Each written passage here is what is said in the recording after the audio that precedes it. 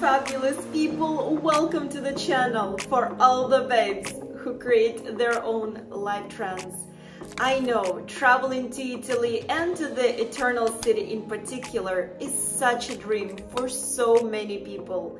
And when you get here, all you want is to explore, relax, and to truly experience la dolce vita. After living in Rome for over a decade and being an owner of the travel agency that specializes in organizing customized trips to Italy and Greece, I've heard so many stories of tourists arriving to Italy completely unprepared and wasting their money on things they shouldn't have to. So my goal for today's video is to share with you 7 ways of how tourists waste money in Rome so you don't have to. Now, before we begin, please remember to smack that like button.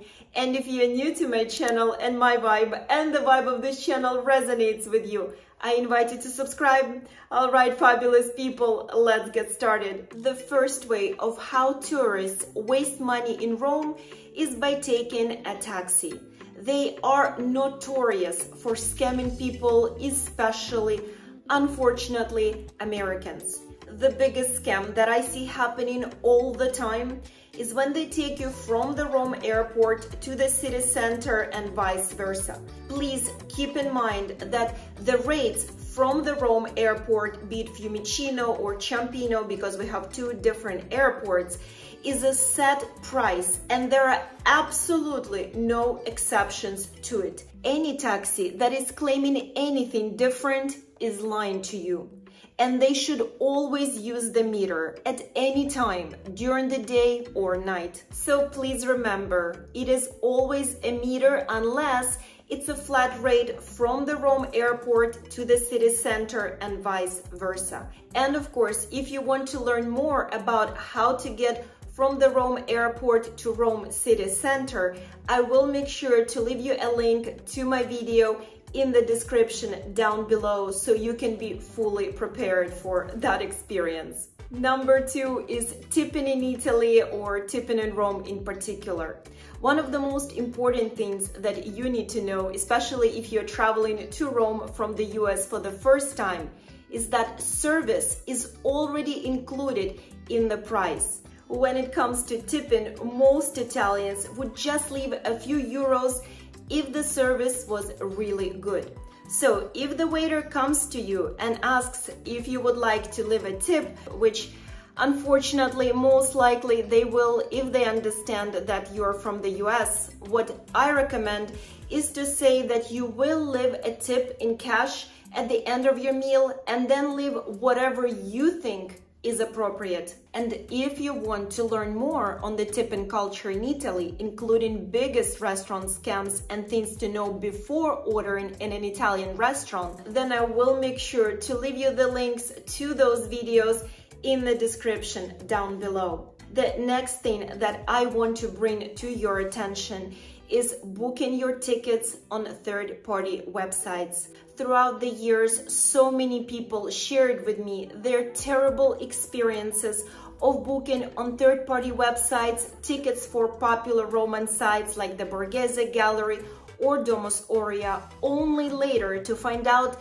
that their tours are completely cancelled, even though they booked months in advance. Or worse, they never even received those tickets. I get it, fabulous people. There are so many things to do in Rome. And if you plan to visit Rome and especially organize a trip to the Eternal City by yourself, then please make sure to do a thorough research and be very careful when it comes to the websites where you book your tours, experiences, tickets, accommodations, activities, train tickets, etc. It is very, very important to avoid a big disappointment when you arrive here. Bad planning. And that kind of goes in hand with my previous point. As the owner of the travel agency, I cannot tell you how many times people reach out to me after their first trip to Italy and say, Anastasia, help, I'm not organizing and booking another trip to Italy by myself. And I get it, fabulous people. There are so many things to consider, so many details to know when you start planning a trip to Italy. And if you're not working with a local travel agent, unfortunately, so many things that can go wrong. From overbooking yourself with tours without realizing the distance from point A to point B and therefore missing your entrance time, to forgetting to book accommodations for the last night and having to pay double, sometimes even triple for that night, to overspending on less than average accommodations in not safest area of the town simply because you're not familiar with the layout of the city. Or, like I mentioned in my previous point, booking your tickets on unreliable websites and then unfortunately having to deal with consequences. And the list goes on and on. Unfortunately, these are just some of the examples. And of course, fabulous people, if you want to save countless hours on planning, researching, organizing, and booking your trip to Italy, then I welcome you to check out the concierge service of my fabulous Vita travel agency, where we will organize every single thing for you, including accommodations, transportation, tours, activities, even restaurants. So when you arrive to Italy, all you have to do is just relax and enjoy La Dolce Vita.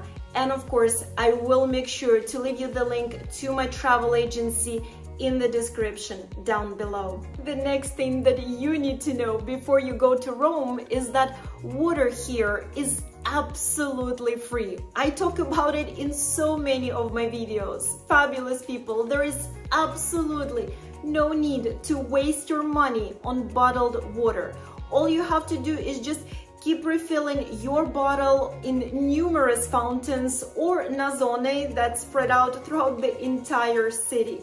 And one pro tip that I have for you, if you love sparkling water like I do, then you absolutely need to know that by the Colosseum, you can actually get free sparkling water. So if that's what you prefer, that's your place. Eating near popular tourist attractions like Pantheon, Colosseum, Vatican Museums, Piazza Navona, etc. These are some of the most overpriced restaurants in Rome with the lowest food quality. I talk about it almost in every single video I make about Rome, and yet every single day when I pass by those sites, I see people casually sitting at the restaurant, having lunch or dinner, enjoying outrageously expensive microwaved food when just around the corner they can have the most delicious local meal. It just makes me sad, fabulous people. Very, very sad. Traveling to Rome during the peak season. I cannot tell you how many times when I start working with clients and we have our initial Zoom call, so many of them say, Anastasia, I want to travel to Italy in September and October because I know it will be less crowded. Fabulous people, please, please, please keep in mind that September and October are two most popular months to travel to Italy. No matter where you plan on traveling, be it Rome, Florence, Venice, Amalfi Coast, etc. So if you plan on traveling to Rome or Italy in general during the months of September and or October, as well as around any major sporting event or fashion event, please be prepared to pay double and sometimes even triple for everything. Accommodations, transportation, tours, activities is just how it is. Well, fabulous people, thank you so much for watching this Rome travel guide. I truly hope that you found this travel advice useful and beneficial. And of course, part 2 is coming out shortly, so stay tuned. Now, before you go and start packing for your trip to Rome, please remember to smack that like button. And if you're new to my channel and my vibe and the vibe of this channel resonates with you, I invite you to subscribe. And I truly hope to see you all in my next video.